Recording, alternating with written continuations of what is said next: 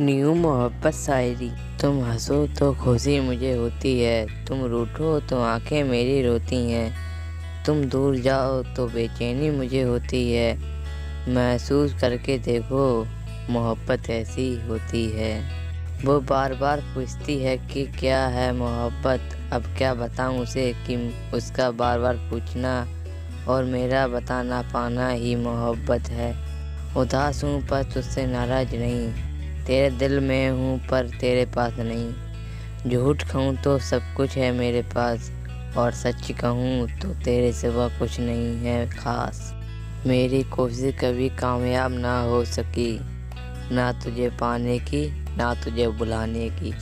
मेरे प्यारे दोस्तों, अगर आपको वीडियो की एक भी लाइन अच्छी लगी हो तो प्लीज़ वीडियो को लाइक कीजिएगा और ज़्यादा से ज़्यादा वीडियो को शेयर कीजिएगा। धन्यवाद मेरे प्यारे दोस्तों, चैनल को सब्सक्राइब कीजिएगा।